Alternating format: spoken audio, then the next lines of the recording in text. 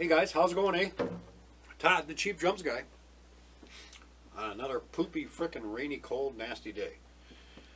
I already did my little video today about adding on the electronic drums to my acoustic kit. And I thought of a little story that happened to me back in 88 or 89. I just got out of basic training and advanced individual training at Fort Leonard Wood, 22 weeks long.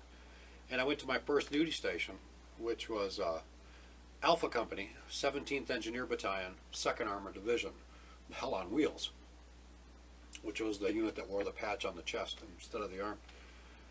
But I like the patch, Hell on Wheels. I mean, it just sounds cool. I got scooped up as a tank driver on an M728 Combat Engineer vehicle. We called it Billy Goat. And she was called Billy Goat because if the tank couldn't climb the hill in forward gear, she could climb anything in reverse. And she did. She proved herself to be a pretty good old tank. But I was picked as the driver for that tank by Sergeant Ramos, who's my tank commander. A real stern-looking Puerto Rican NCO who had immaculate uniform all the time. And this is my first time out in the field, and the temperatures are really, really bad. Upper 90s, 100, and we were just out there sweltering for like 3 or 4 days.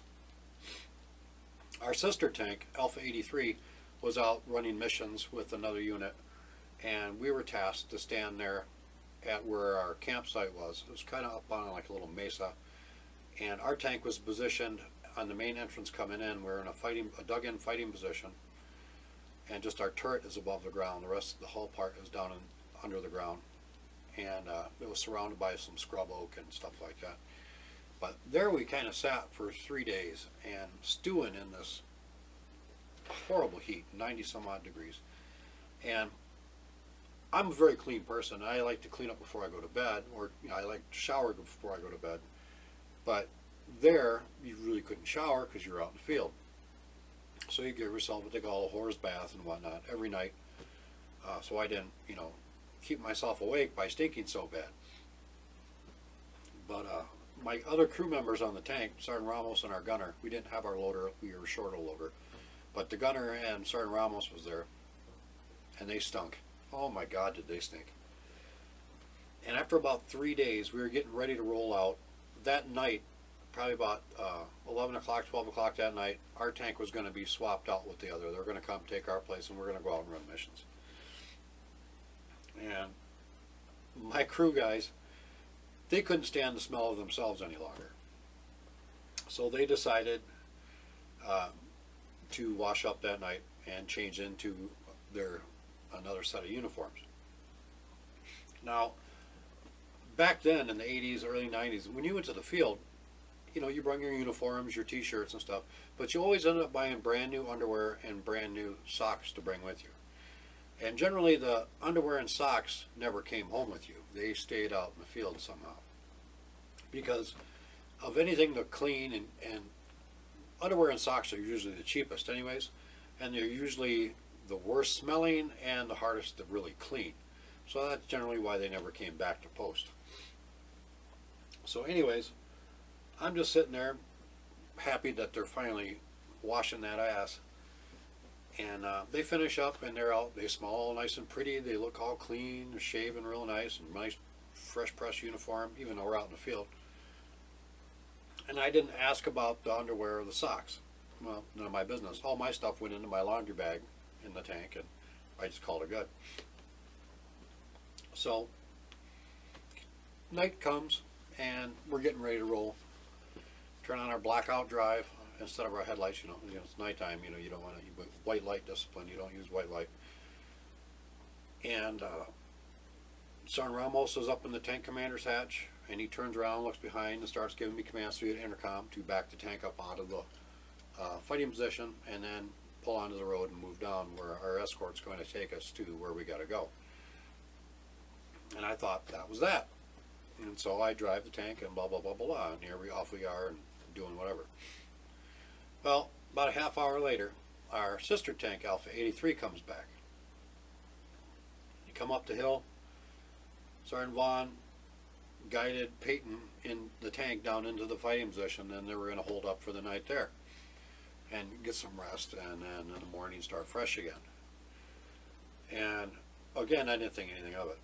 Well, we're out supporting this other unit, and I can't remember if it was our platoon sergeant or our first sergeant shows up in a Humvee and brings us, I can't remember what they were bringing us, but there was something else happened back at our camp that made him come out there.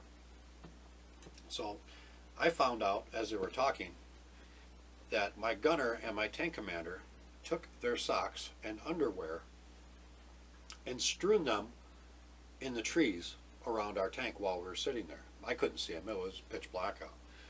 But they made it a point to put the nasty underwear right there and right there, so the gunner, when he came out of the loader's hatch, be right in his face, and same with Sergeant Vaughn, be right there in his face.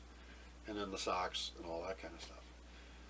So anyways, the next morning when they woke up, they popped up out of their sleeping bags, and they woke up to the sight and smell of these dirty underwear, complete with skid marks, if you know what I mean, and some absolutely horrid socks that were scattered right there in their faces. And so poor Peyton, Sergeant Vaughn had Peyton clean them all up and clean them out of there and get them out of there and throw them away. But yeah, so my crew got a good talking to about that. Funny as hell though. Wake up and I guess Sergeant Vaughn almost put his face in a pair of skivvies, and that was pretty bad. But I thought that was a funny story, and it was